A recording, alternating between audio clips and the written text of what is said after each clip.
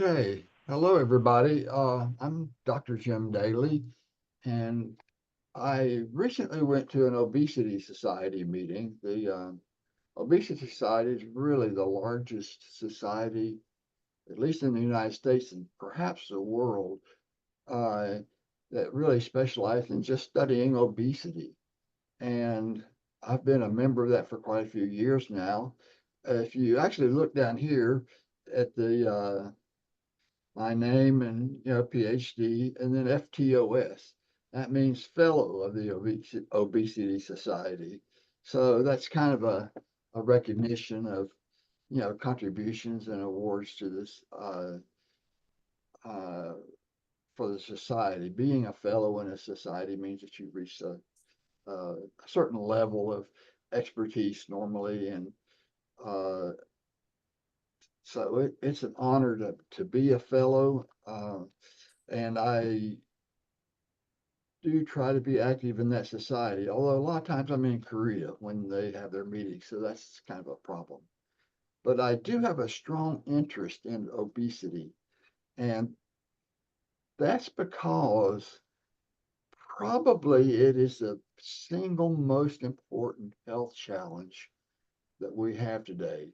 We think of our major killer diseases being cardiovascular disease number one, cancer number two, but both of those are strongly linked to obesity. It's a risk factor for both, and particularly heart disease, even more so than cancer. But really, many cancers are related to obesity too.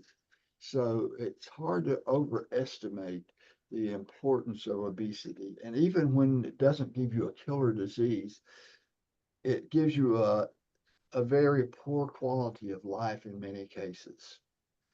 And we'll talk about that a little bit more as we go, but let's go ahead and get into this. Obesity is a very serious disease that causes even more diseases. Um, the CDC statistics reveal that 74% of Americans are either overweight or obese. And you don't have to be in the obese category to suffer from many of these different abnormalities, because being overweight in itself can be very problematic and put you at a higher risk for things like diabetes, high cholesterol, etc. In fact, however, we've gotten to a place now that because so many people are overweight and obese, we're starting to consider it almost normal. And in fact, normal weight people look too thin to many people. I know that recently I was talking here in our break room about wanting to lose a little bit more weight. And one of the employees says, "What are you talking about? You don't need to lose weight. So you're not overweight. You're going to dry up and blow away if you lose any more weight." Well, the fact is, I am overweight. I'm not extremely overweight. I'm on the lower end of the overweight scale, but I am overweight, and even being a little overweight has negative health consequences. So uh, we've developed such a familiarity with overweight that we don't really recognize it as such anymore in many cases.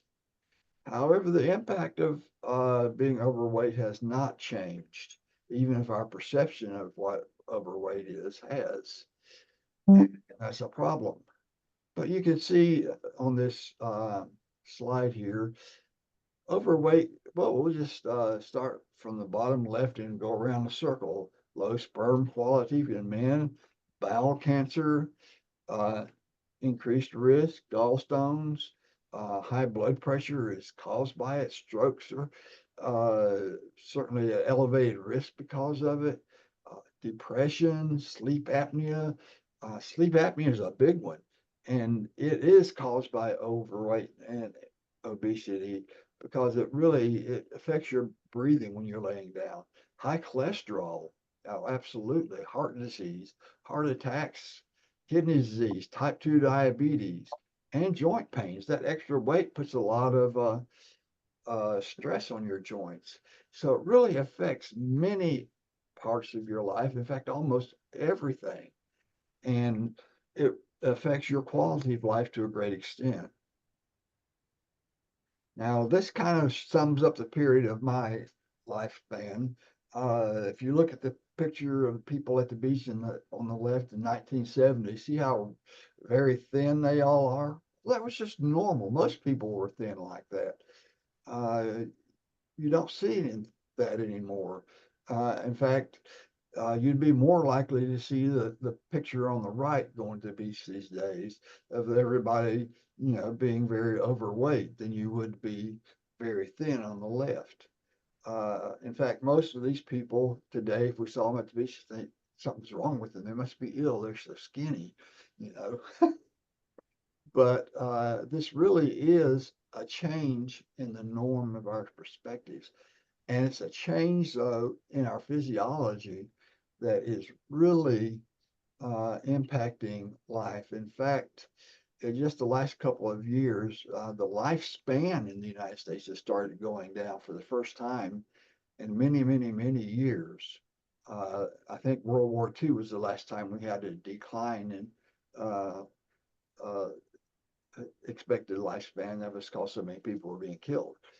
Um, But what's responsible for it? Genetics don't change that fast. We can't say our genes have changed really to explain it.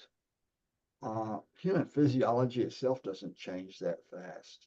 So we must take some responsibility for these changes in body weight on ourselves. Now, at the obesity meeting, this is some pictures I took. Um, The annual meeting was in November. There were lots of emphasis on obese people being, quote, helpless victims. That's kind of my frank way of saying it, but uh, they have the 5 principles on the left here of obesity. Number one, it's undeniable that obesity is a complex chronic disease. Well, that's true. Obesity is driven by powerful underlying biology, not by choice. That I can't completely agree with um, because it is driven by underlying biology, but there's still an element of choice there that we should not overlook because uh, this is too important of an issue to write it off that easily.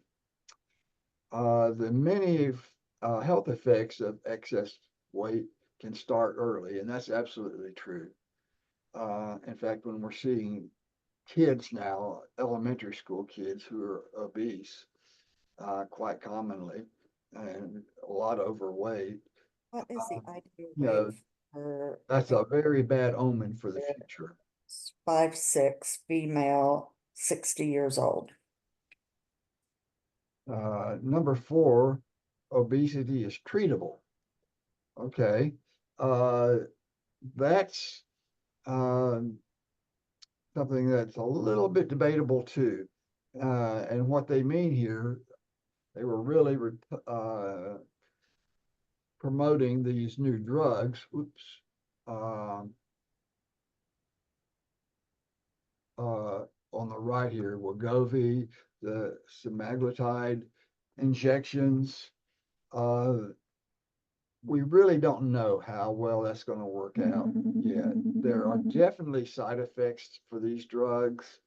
It's not something you want to be on a long time, but when you go off of them, people gain the weight back. And, it's just, there's a lot of people there that are not really on board with using these drugs, uh, semaglutide and tirzepatide, uh, as first line treatments for obesity because unless you've got a good backup plan of what to do when you go off, you've wasted a lot of money and put up with a lot of side effects. And, you know, what they do is they just kill your appetite. It makes food almost, you know, unappetizing, and you don't want to eat. You feel like you're full all the time, because it's stimulating this GLP-1, which signals that you've had plenty to eat. And so you keep that turned on all the time, essentially, that signaling mechanism. So you don't want to eat, you don't enjoy eating, you need to eat some, and they tell you to, but you eat without enjoying it. It's just not a great way of doing things. And so do they work? Yes, they do work. People do lose weight with them. There's no question about that. Um, However, are they the answer? And you know, that's a big question. They're not a complete answer in my opinion, at least. But then if not, then what is the solution? And that's the $1 million question. How do we treat it? Uh, One thing we have to do is go back and think a little bit more. Well, how did we get here in the first place? You know, it's always been possible to get become obese. I mean, Diamond Jim Brady was a person who was probably not genetically prone to obese, but he was obese. Now, compared to a lot of people you see today, he didn't look. He wouldn't look abnormal to walking on the street today. He did back then. He lived from 1956 to 1970. But Brady, this was published in Nutrition Reviews publication. Brady's usual evening meal started with some appetizers, 36 oysters and 6 crabs. Okay, then several servings of turtle soup. Now, these are things we don't usually eat anymore. Then the main course was 2 whole ducks, 7 lobsters, 1 sirloin steak, several servings of turtle meat, mixed fresh vegetables, and then for dessert, 2 whole pies, 1 cake, and a 2 pound box of candy. Now, I don't know anyone that eats that much. I mean, he was the kind of person that went overboard on everything. He was, you know, uh, just a very uh, gregarious and type person who really lived life to the excess for everything. And his name, Diamond Jim Brady, comes from because he had so many gems and jewels that he liked. At that time, he had $2 million worth in their money, um, worth of diamonds and other jewels. Now, $2 million is a lot of money now, but then that was something else. That was an incredible amount of money. In fact, it would probably be, I think, about $27 million worth of jewels. He liked to wear lots of fancy jewelry and had jewels. He ate, stuff uh, just, constantly. He was a very unusual person. So you could get in obese because he did. And he suffered a lot from it. He had a number of diseases and died at 60 years of age from a heart attack, which is not surprising. But it's certainly possible to become obese in those days. But, you know, uh, he had to work hard at it. People don't have to, live to that excess to become obese these days. Uh, However, not just a few people get obese, and really the odd thing about it uh, is that it's really happened in a short period of time during my lifetime, uh, and really about the last half of my life. Uh, that people have really gotten overweight and obese. It's these maps show the progress from 1987 to 2021, and it just keeps compounding and compounding and compounding.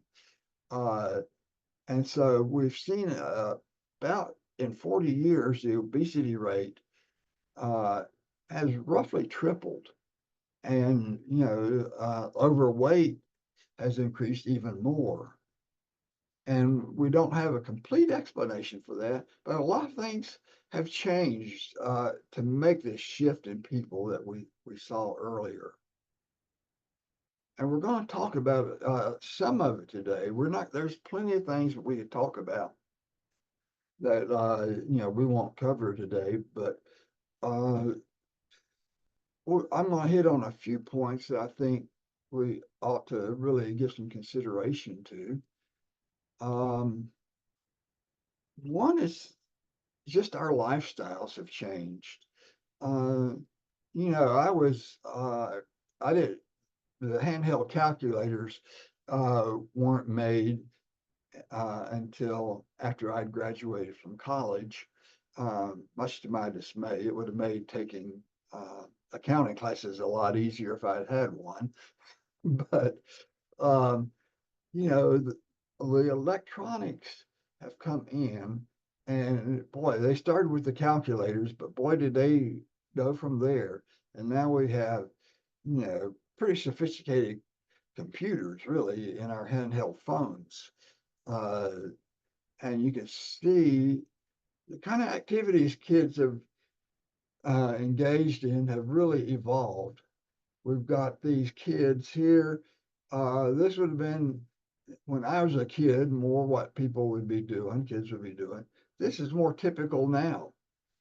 So the activity level and the dynamics of a lot of the kids, these two kids are playing together down the bottom, but a lot of them are playing on computer games and things one at a time and don't have the social interaction that they used to. So this is something that's affecting us. Many things have changed, but that's one that can certainly affect obesity. Uh, and the changes really boil down to two categories, very broad ones, diet and lifestyle.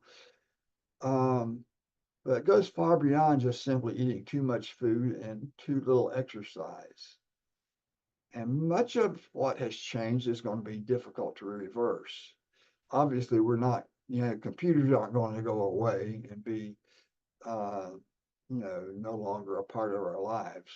So, these things are things that we have to look at and say, how do we adapt in a healthful way to the new reality?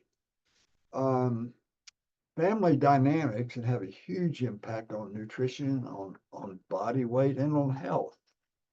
One researcher at the obesity site I was talking to, we were sitting together and talking before one of the talks began, he insisted that one of the most important contributors to obesity is a lack of family meals, the cohesive family. These days there are so many single parent homes, and that's just a reality. And it may be growing more. I'm not sure. If it's still increasing a lot or not, if it's leveled out.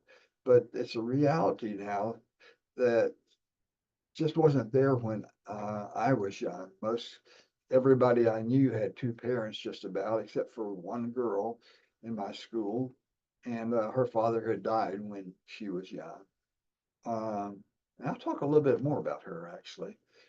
But when eating a family meal prepared at home, there's a whole different dynamic from just eating quick foods when you have time. Let's face it, if you're a single parent, you're working a lot of times two jobs. That's not at all unusual.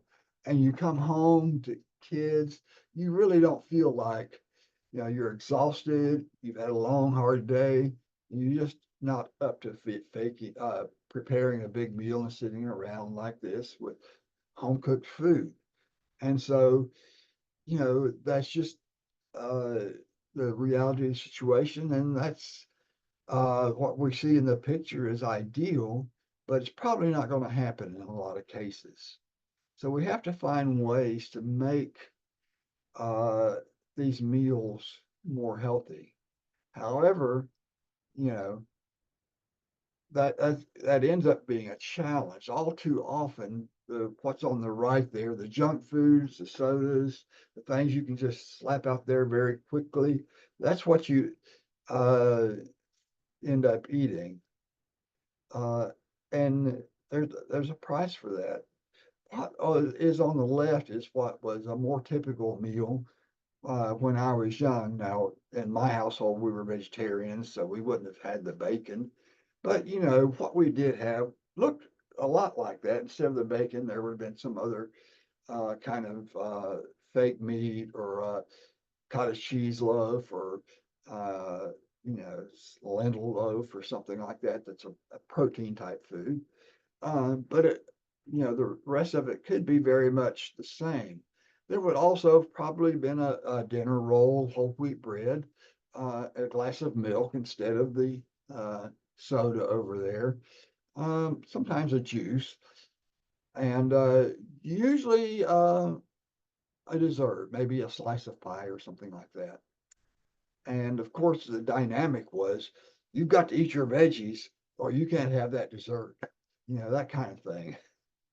Um, And so it was a different dynamic, and it was something that the whole family did together, and it was an enjoyable time. And we learned nutrition by example. So we've really lost that as the family dynamics have changed. And even in two-parent households now, most of the time, both parents are working, and still nobody feels like preparing food like a big meal when they get home in most cases.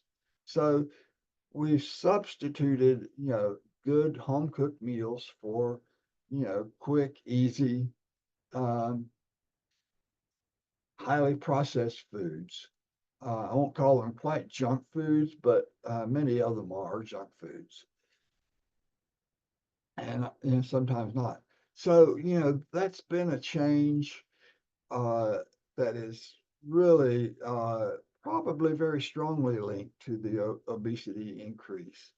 And the change really is in not so much food choices that we made. Food choices are driven by the fact that no one is at home cooking meals anymore. We both all come running in from work about the time that we should be eating. We don't have time to spend an hour or two, cooking broccoli and baking this and all of that that we did years ago. And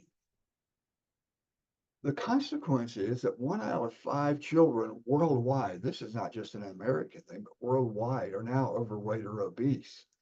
And it's actually quite higher than that in many countries, including the US.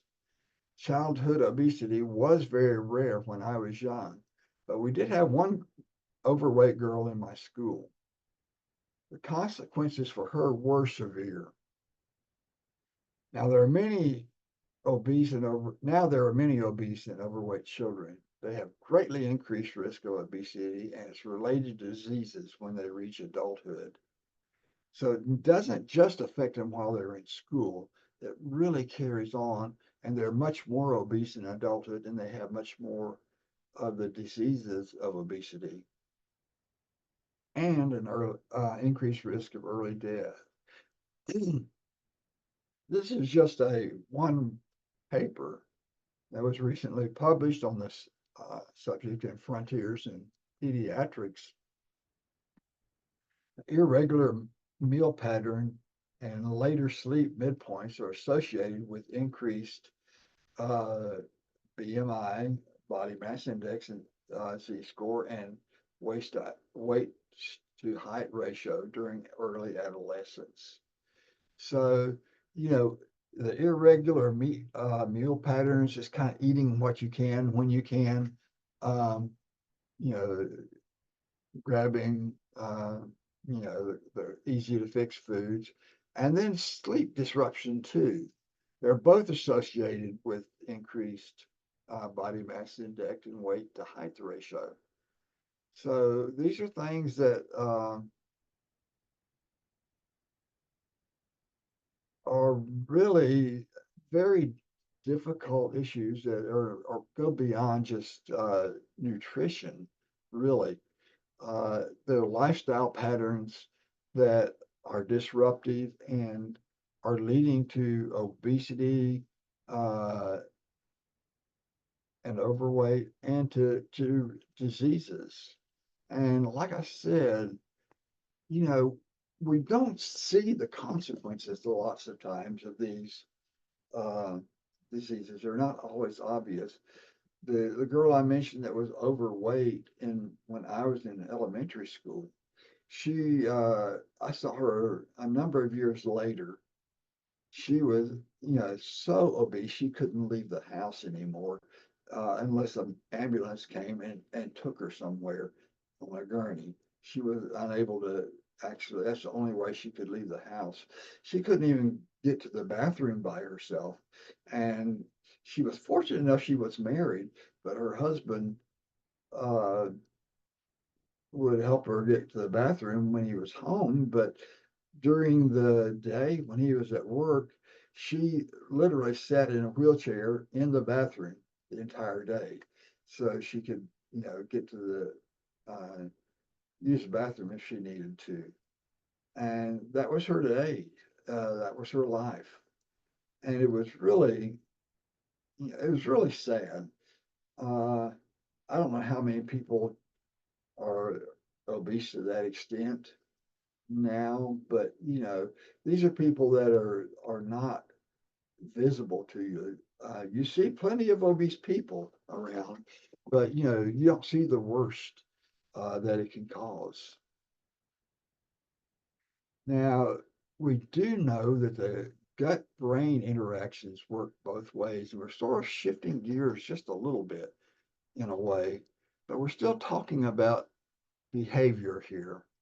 Uh, we talk a lot about and have in the past about how the gut hormones affect the brain, but it also works the other way. Dr. Gupta at UCLA does brain imaging on the various effects of a dietary lifestyle, etc., on the brain and obesity on the brain. Her work is all in human subjects, and she looks at a very wide range of inputs. She has a lot of variability in her research. I found it really to be one of the best talks that I heard at the Obesity Society. Uh, some is biochemical and some more sociological. Um, and that's her. Actually, Arpana Church now, formerly Gupta. She got married recently.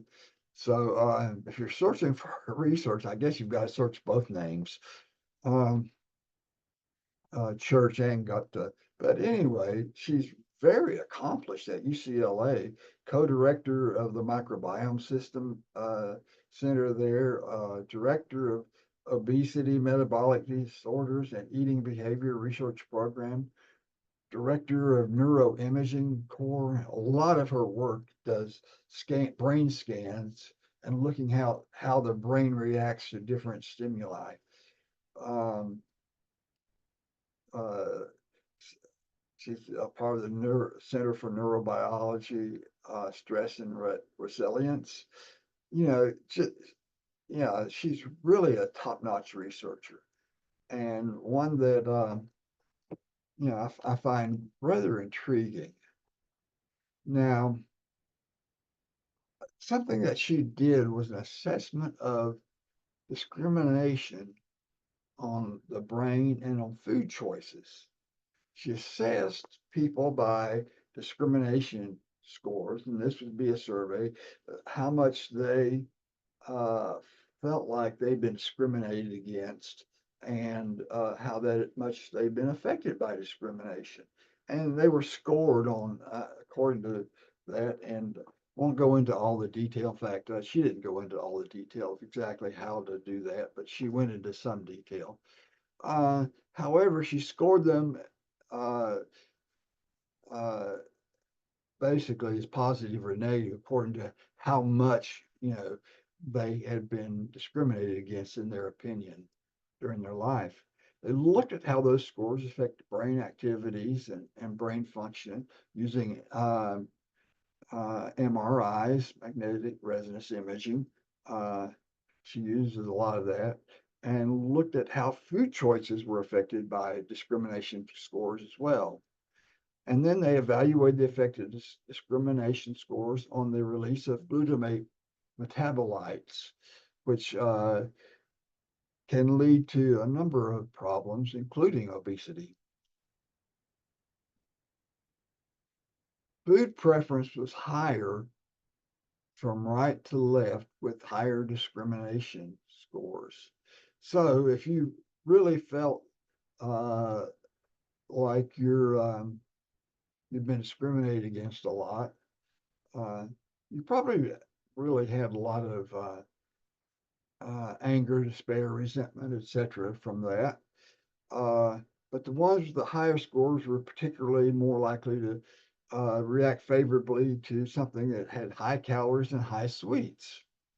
As it declined a little bit in the depression score, the high calorie savory foods became, somewhat more commonly preferred. Low calorie sweet foods, low calorie savory foods.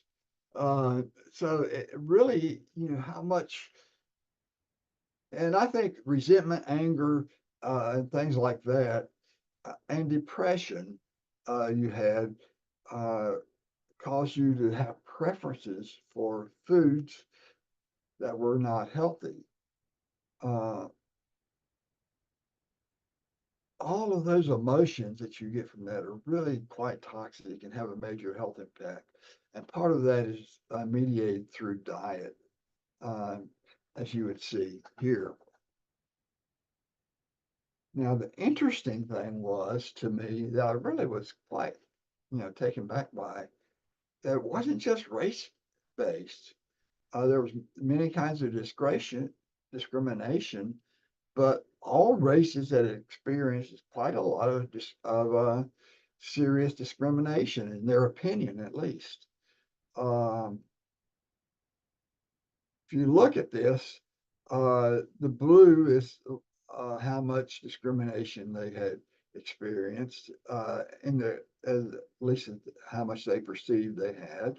That was basically on that. The most were in blacks, which is not surprising. Hispanics second, least were in Asians, and next were the white people, Caucasians. And the interesting thing was that even though there were differences, they weren't as huge as you would think, and there was no statistical significance between the differences. Um, if you had larger numbers, perhaps, but she had a pretty good size number of people in that study. Uh, but all people felt discriminated against. Now, there's many kinds of discrimination. Race is just one of them. There's race, religion, body type, gender, many more things that you can be discriminated against. And probably everyone really has been discriminated against. It's just that not everyone uh, feels the experience of being discriminated against as being an important part of their life or having been greatly affected by it. And that's what the people here uh, with the high discrimination scores, they felt like, their lives have been impacted in a very negative way by it. And how a person he deals with that apparently is very critical because we see in her other research that people who scored high on those discrimination scores, their brains actually function differently because of the way they reacted to it. So there's a couple of takeaways from here. One is if you're a person out there, don't discriminate against other people. That's harmful to them. That hurts them. You need to really keep that in mind and try to avoid that because you're really damaging them in many very profound ways, not just immediately, but their entire lives. Other thing is, if you're a person being discriminated against, and everyone, all of us are both people actually, all, at different times in our lives. So if you're a person who's feeling discriminated against, don't let that control you. Don't let that define your life. Move on, because that's going to do you more harm than just about anything can, to harbor this kind of resentment and anger, uh, and let it destroy your health and your enjoyment of life. And that also applies to things that happen around us all the time. We're bombarded with unbelievable negative uh, information out there. Some of it's true, some of it's not true. It doesn't really matter whether it's true or not. You know, the constant negative input that we have can just really be very, very damaging. You know, I really can't overemphasize that. You know, if you wanted Kamala Harris to win, and you're really just angry all the time because she lost, that's going to do you a lot of harm. It's going to hurt you more than Donald Trump's election ever could. And the reverse is true. If Donald Trump had lost and you were just angry and mad about that and depressed, you know, that's going to do you a lot more harm than anything Kamala Harris would have done in office.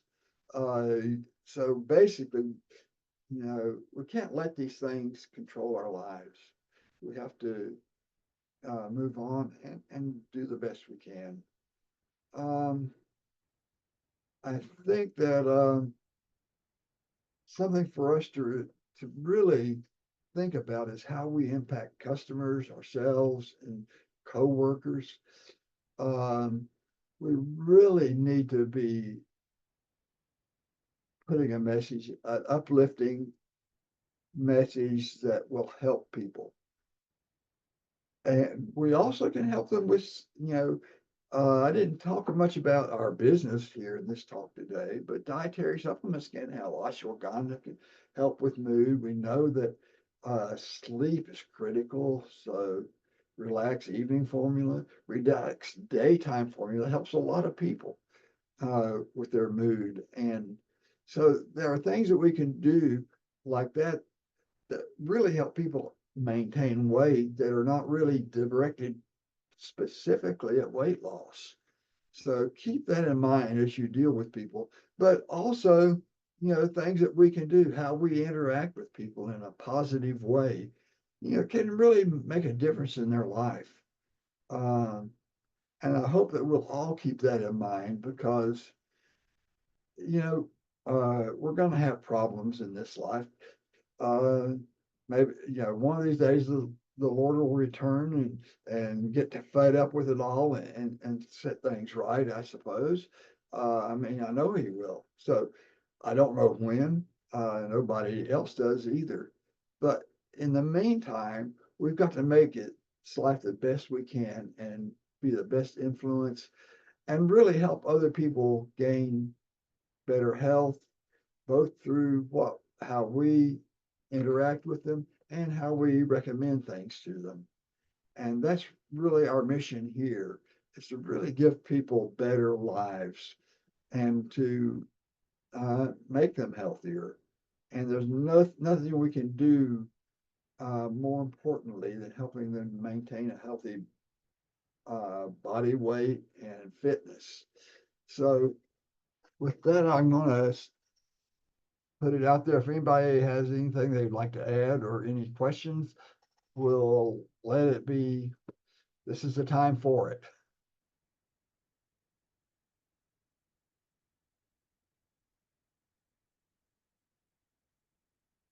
No questions? Okay, well, then I think we'll shut down, and I hope you all gives you something to think about, how we can impact other people's lives in a positive way. make them healthier, happier, and better off because they've interacted with us and our company. So goodbye for now. Thank you, Dr. Jim. Thank you. I appreciate that. You. Yeah. Thank you. Hmm.